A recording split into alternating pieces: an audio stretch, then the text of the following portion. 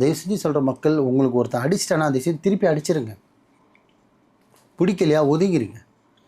ஒருத்தனை ஏமாற்றி கூட ஒருத்தன் வாழ்ந்துடலாம், ஆனால் ஒருத்தனை அழித்து ஒருத்தன் வாழ முடியாது. ஏமாற்றக்கூடாது. இருந்தாலும் லைனுக்காக தான் சொல்கிறேன். ஒருத்தன் ஏமாற்றி கூட ஒருத்தனை இப்படி பொழைச்சி ஆகணும்னா விதி.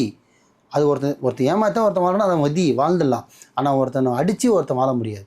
ஒருத்தனை செய்வனை செஞ்சு ஒருத்தன் வாழ்ந்துட முடியாது. ஒருத்தனை கெடுத்து நீ அவன் அனுபவிக்க முடியாது. திருப்பி இன்னொருத்தன் கெடுப்பான். ஸோ அந்த மருந்து மாதிரி தயவு செஞ்சு கொடுக்காதீங்க. உங்கள் மனைவி, உங்கள் கணவன், லவர்ஸு, பசங்க சொல் பேச்சு கேட்கல, நான் சொல்கிறது கேட்க மாட்டேறான், பையன் தவறான வழிக்கு போகிறான், கெட்ட பழக்கத்துக்கு போகிறான்னா மாற்றுங்க, மருந்து கொடுங்க. தன் கணவர் தவறான வழிக்கு போகிறாரா, அஃபேரில் இருக்காரா, மருந்து கொடுத்து மாற்றுங்க. தன் மனைவி தப்பான வழிக்கு போகிறாங்களா, மருந்து கொடுத்து மாற்றுங்க. புரியுதுங்களா? அக்கா தங்கச்சி சரியில்லையா, மருந்து கொடுத்து மாற்றுங்க. தம்பி சரியில்லையா, மருந்து கொடுங்க. பையன் அதுக்கு எல்லாமே கொடுக்கலாம். ஒன்னொருத்தன் சொத்து அனுபவிக்கிறதுக்கோ, ஒருத்தனை பித்து பிடிக்க வைக்கிறதுக்கும், அவனை பயத்துக்கான அவன் பதவியில் நீ வரத்துக்கும், அவன் பொண்டாட்டி ஓப்பனாகவே சொல்கிறேன், அவன் விஷயத்தை நீங்கள் ஆசைப்படுறதால அவனும் ஒருத்தனை அழிக்கிறதுக்காக நீங்கள் பார்க்குறீங்க. நீங்களே அழிஞ்சிருவீங்க.